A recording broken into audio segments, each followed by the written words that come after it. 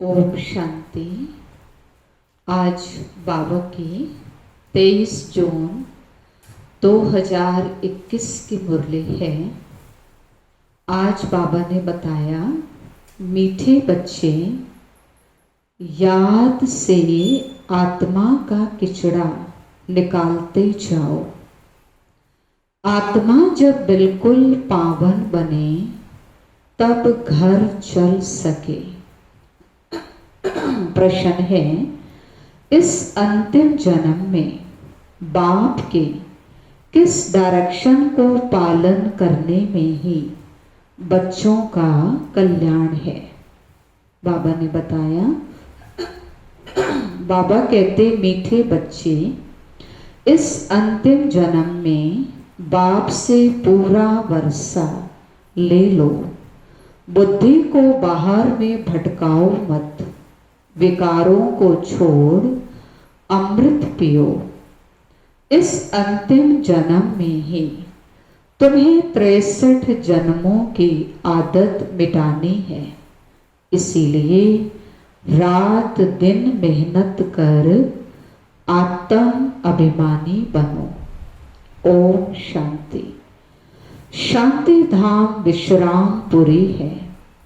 इस दुनिया से सब थके हुए हैं, चाहते हैं कि हम अपने सुख धाम में जाएं। यह दुनिया अच्छी नहीं लगती। स्वर्ग को देखते हैं तो नरक से दिल कैसे लगे। कहते हैं, बाबा जल्दी करो, इस दुख धाम से ले चलो। बाप भी समझाते हैं, यह तो छीछी दुनिया है। इनका नाम है डेविल वर्ल्ड, नरक। यह कोई अच्छा अक्षर है क्या? कहाँ डीटी वर्ल्ड, कहाँ डेविल वर्ल्ड। इस डेविल वर्ल्ड में सब तंग हो गए हैं, परंतु वापस कोई जा नहीं सकता। तमो प्रधानता की खाद पड़ी हुई है। वह खाद आत्मा से निकले, उसके लिए पुरुषार्थ कर रहे हैं। जो अच्छे पुरुषार्थी हैं, उनकी अवस्था पिछाड़ी में अच्छी हो जाएगी। यह पुरानी दुनिया खत्म हो जाएगी। अब तो बाकी थोड़े दिन हैं। जब तक बाप आकर वापस ना ले जाए, तब तक कोई वापस जा नहीं सकते। दुनिया में दुख है ना, घर में भी कोई न कोई दुख रहता है। तुम बच्चों के दिल में है। बाबा अब हमें दुखों से छुड़ाने आए हैं। जो अच्छे निश्चय बुद्धि हैं, वह बाप की याद को कभी भूलते नहीं। उनको कहा जाता है सर्व का दुख हरता। बच्चे ही पहचानते हैं। अगर सब पहचान लें तो फिर इतने सब मनुष्य कहाँ आकर बैठे? यह हो नहीं सकता। इसीलिए ड्रामा में युक्ति भी ऐसी रची हुई है। जो श्रीमत पर चलते हैं वही उच्च पद पा सकते हैं। वह तो ठीक है, सजाएं खाकर भी शांति धाम अथवा पावन दुनिया में जाएंगे, परंतु उच्च पद पाने के लिए तो पुरुषार्थ करना पड़े। दूसरा, पावन बनने बिना पावन दुनिया में कोई जा नहीं सकता। यह जो कहते हैं कि फलाना ज्योति ज्योत समाया वापिस गया, यह हो नहीं सकता। जो पहले पहले सृष्टि पर आए हैं, लक्ष्मी नारायण, वह भी वापस नहीं जा सकते, तो और कोई कैसे जा सकते हैं? इनके भी अब 84 जन्म पूरे हुए। अब जाने के लिए तपस्या कर रहे हैं। सब पुकारते हैं एक बाप को, ओ गॉड फादर, और लिबरेटर, वह गॉड फादर है, दुख हरता सुख करता। कृष्ण आदि और किसको थोड़े पुकारते हैं, क्रिश्चियन हो मुसलमान हो, सब ओ गॉड फादर कहकर बुलाते हैं। आत्मा बुलाती है अपने फादर को। फादर कहते तब हैं जब समझते हैं हम आत्मा हैं। आत्मा भी कोई चीज है ना, आत्मा कोई बड़ी चीज नहीं है, वह तो एक स्टार है और अति सूक्ष्म है। जैसे बाबा है वैसे ही आत्मा का स्वरूप है। अब तुम बाप की महिमा करते हो, वह सत्य चित्त है, ज्ञान का सागर है, आनंद का सागर है। तुम्हारी आत्मा भी उनके समान बनती है।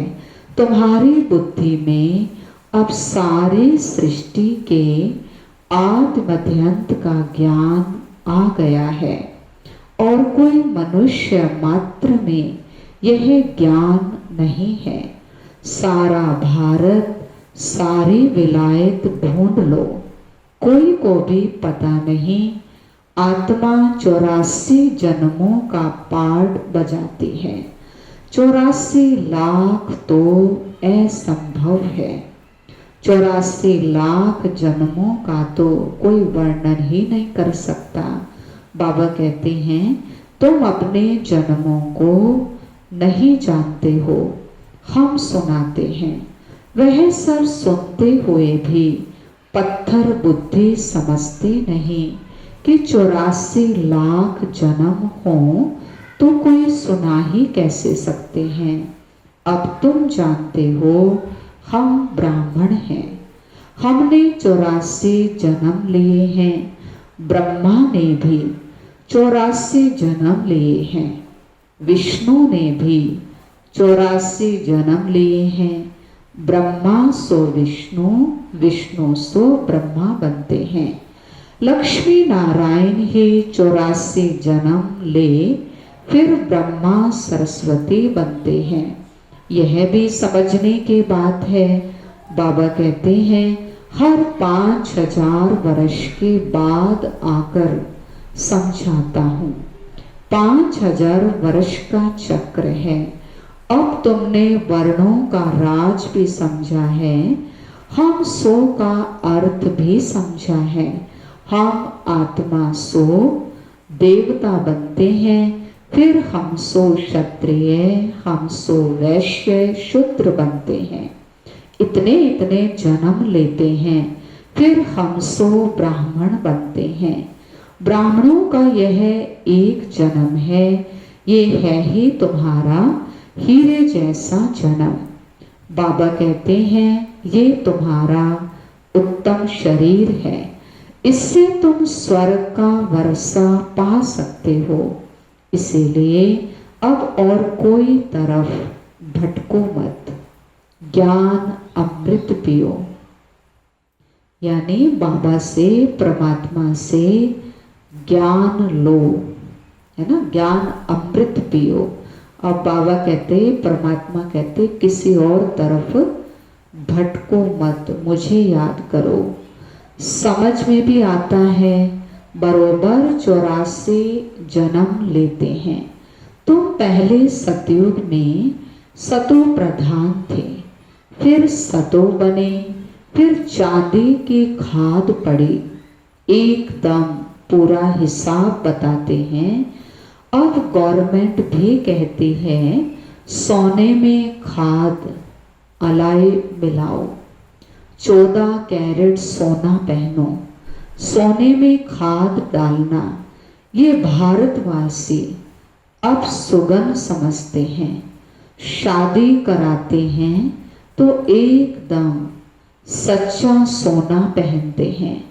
सोने पर भी भारतवासियों का बहुत प्यार है। क्यों?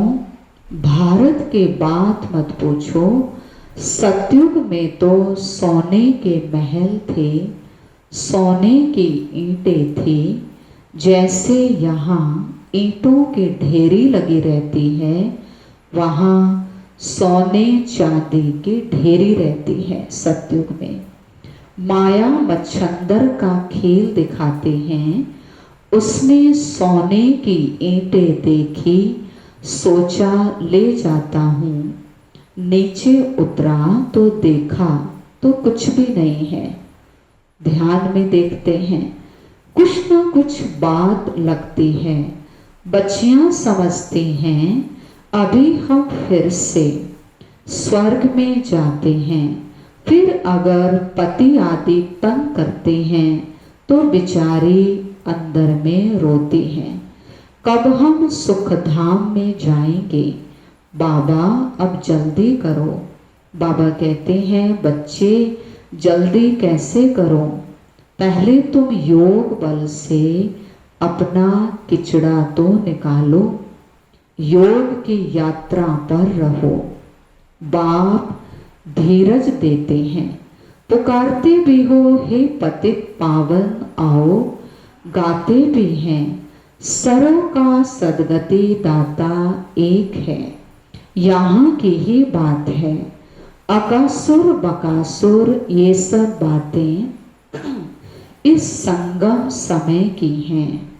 ये है ही आसुरी दुनिया। बाबा ने कहा जितने भी असुरों के नाम शास्त्रों में दिखाए हैं, बाबा ने कहा वो सारी इस समय की बातें हैं, संगम युग की। यानी ऐसी आत्माएं, ऐसा व्यवहार करने वाली, बोलने वाली, दृष्टि वृत्ति रखने वाली आत्माएं इस कलयुग में हैं।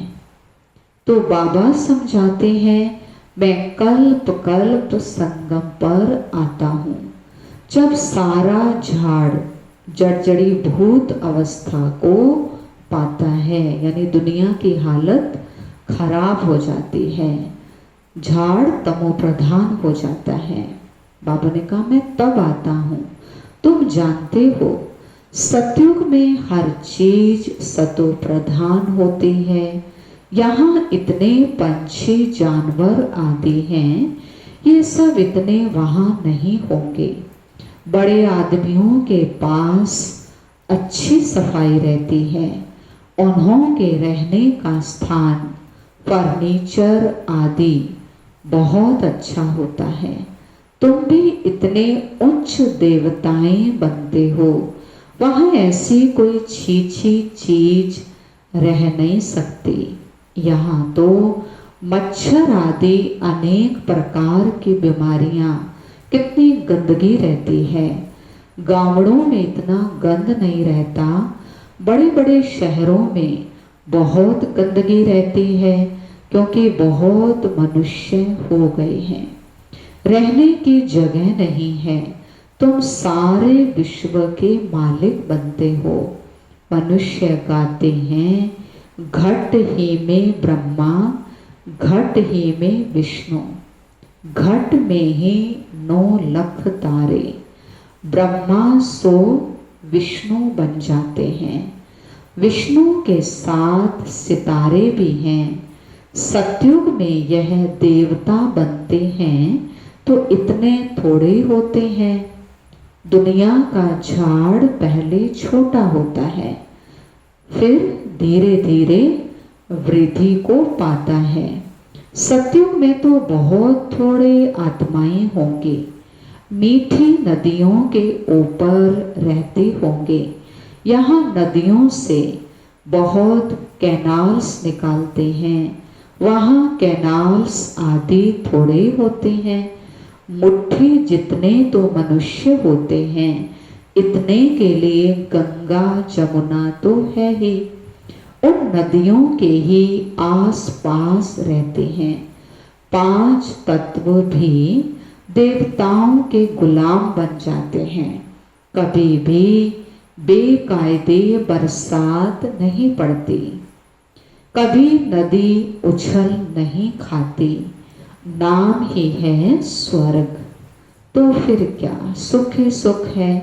अब कहते हैं स्वर्ग की आयु इतने लाख वर्ष है, अच्छा भला वहाँ कौन राज्य करते थे यह तो बताओ। कितने गपोड़े लगाते रहते हैं मनुष्य। तुम जानते हो हम कल पहले मुआफिक ये पार्ट बजा रहे हैं। रुद्र ज्ञान यज्ञ में अनेक प्रकारों के असुरों के विघ्न पड़ेंगे। फिर मनुष्य समझते हैं असुर लोग ऊपर से गंध गोबर आदि डालते थे, परंतु नहीं। बाबा ने कहा तुम देखते हो इस ईश्वरीय यज्ञ में कितने विघ्न पड़ते हैं। जब भगवान आकर विश्व परिवर्तन का कार्य करते हैं तो बाबा ने कहा ये यज्ञ रचता हूं मैं, तो इस यज्ञ में कितने विघ्न पड़ते हैं असुरी आत्माओं के। अबलाओं पर अत्याचार होते हैं, तभी तो पाप का घड़ा भरेगा ना। बाबा कहते हैं थोड़ा सहन करना पड़ेगा। तुम अपने बाप और वर्षे को याद करते रहो। मार खाने समय भी बुद्धि में याद करो शिव बाबा। तुमको तो बुद्धि में ज्ञान है। किसको फांसी पर चढ़ाते हैं तो पादरी लोग कहते हैं गॉड फादर को याद करो। ऐसे नहीं कहेंगे क्राइस्ट को याद करो। इशारा गॉड के लिए करते हैं। वह इतना प्यारा है, सब उनको पुकारते हैं। आत्मा ही पुकारती है। अब आत्म अभिमानी बनने में ही मेहनत है। 63 जन्म तुम दे अभिमान में रहे हो।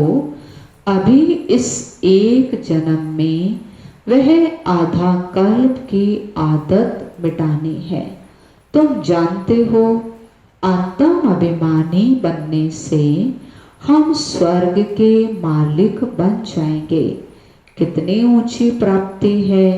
तो रात दिन इसी कोशिश में रहना पड़े। मनुष्य धंधे आदि के लिए भी मेहनत करते हैं।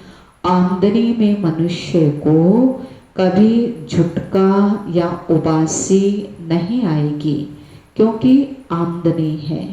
पैसे की खुशी रहती है, थकने की बात ही नहीं रहती है। बाबा भी अनुभवी है ना, ब्रह्मा बाबा। रात को स्टीमर्स आते थे तो आकर माल खरीद करते थे। जब तक ग्राहक की जेब खाली ना करें तब तक उनको छोड़े नहीं। बाबा ने रथ भी पूरा अनुभवी लिया है। शिव बाबा ने रथ भी पूरा अनुभवी लिया है। इसने ब्रह्मा बाबा ने सब कुछ अनुभव किया है। गावड़े का छोरा भी था, 10 आने मण अनाज बेचता था। अभी तो देखो विश्व का मालिक बनते हैं। एकदम गांव का था ब्रह्मा बाबा, फिर चढ़ गया तो एकदम जोहरात के धंधे में लग गया। बस जोहरात की बात। ये फिर है सच्चे जोहरात जो शिव बाबा से मिलते हैं। ये होता है रॉयल व्यापार। बाबा बहुत अनुभवी है। बाबा वाइसरायस आदि के घर में ऐसे जाते थे जैसे अपना घर है। इनको फिर कहा जाता है अविनाशी ज्ञान रतन। जितना यह बुद्धि में धारण करेंगे इससे तुम पदम पति बनेंगे। शिव बाबा को कहा जाता है सौदागर रत्नाकर। उनकी महिमा भी गाते हैं, फिर कह देते वो सर्वव्यापी है। महिमा के साथ फिर इतनी ग्लानि भी करते हैं। कैसी हालत हो गई है भक्ति मार्ग की। बाप कहते हैं जब भक्ति पूरी होती है तब भक्तों का रक्षक भगवान आते हैं। बहुत भक्ति कौन करते हैं ये भी सिद्ध हो जाता है। सबसे ज़्यादा भक्ति तुम बच्चे करते हो, वही यहाँ आकर पहले पहले ब्राह्मण बनते हैं और बाप से वर्षा लेते हैं फिर से पूज्य बनने का। रावण ने पुजारी बनाया है, बाप पूज्य बनाते हैं। ये है भगवानोवाच। भगवान एक है, दो तीन भगवान होते नहीं। गीता भगवान की गाई हुई है। शिव भगवानोवाच के बदले कृष्ण का नाम डाल दिया है, तो कितना फर्क हो गया। ड्रामानुसार फिर भी गीता का नाम ऐसे बदलना ही है। फिर बुलाते हैं, हे पतित पावन आओ। बाबा ने कहा ड्रामानुसार गीता का नाम भक्ति मार्ग में बदलना ही है, यानी शिव बाबा के बदले श्री कृष्ण का नाम डलना ही है। ड्रामानुसार बाबा पावन बनाते हैं, रावण पतित बनाते हैं। तो समझने की कितनी बुद्धि चाहिए। श्रीमत श्रेष्ठ से श्रेष्ठ मत है ही एक बाप की। ये लक्ष्मी नारायण स्वर्ग के मालिक बाप की मत से ही बने हैं। जितने भी देवी देवता बने हैं, बाबा ने कहा वो मेरी श्रीमत पर चलने से ही बने हैं।